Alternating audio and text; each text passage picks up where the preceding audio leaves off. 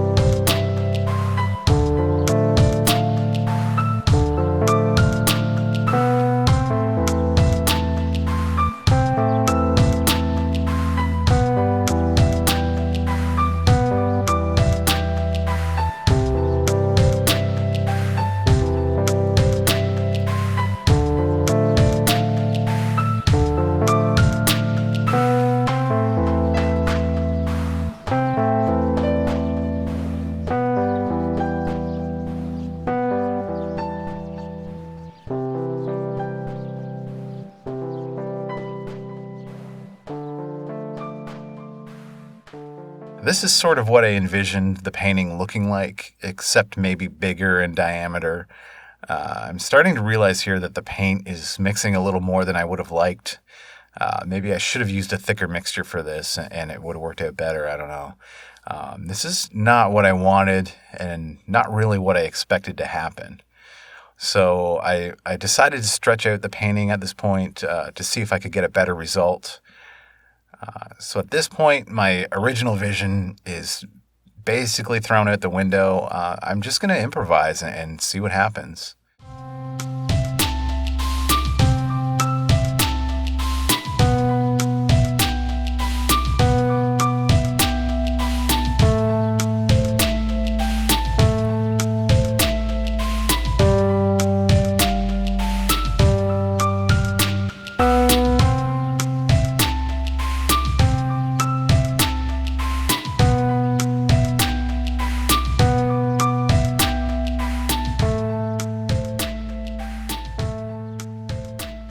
So I'm still not happy with this.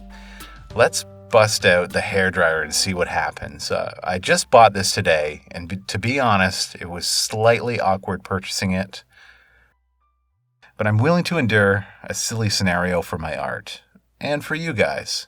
So I bought it at a thrift store. This thing looks completely ancient. I love it. I could totally picture this thing sitting in my bathroom as a kid. That's at least 30 years ago now, though. All right, here goes nothing. I'm trying to keep the whole painting on the canvas this time. In my last painting, I feel like the coolest parts fell off the side of the painting. So this time, I'm going to keep it all on the canvas and just see what happens. I'm sure this would have looked cool if I blew it over the edge also.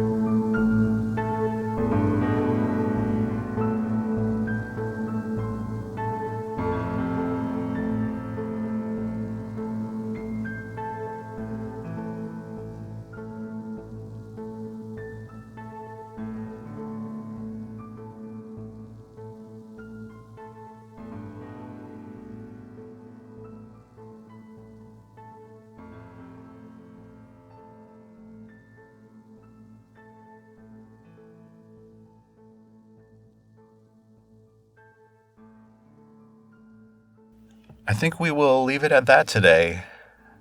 It's not what I expected at all, but I like it. It was fun experimenting with the hairdryer and getting a feel for how it can change the painting. I'm just touching up the white on the edges here. So far, this is my third painting ever. I have made videos also for painting 1 and 2. I hope you enjoy me sharing my mistakes and fumblings through this new adventure for me. My wish is that there's something interesting here for experienced and beginner painters. I plan on developing my skills each week and taking you guys and girls along for the ride. I'd be honored if you'd consider subscribing so you don't miss out. I'm also throwing some original content on Instagram, Twitter, Facebook, and TikTok. Once I get a bit more comfortable, I'll try using some bigger canvases. My brain is also putting some pieces together, and I would like to mix some of these techniques eventually and make a composite painting of a few different things and techniques in one. So I have some leftover paint here, and I'm already set up, so I think that I'll try another painting while I'm at it. Check out my playlist for all of the paintings that I have done. And thank you so much for watching. Bye.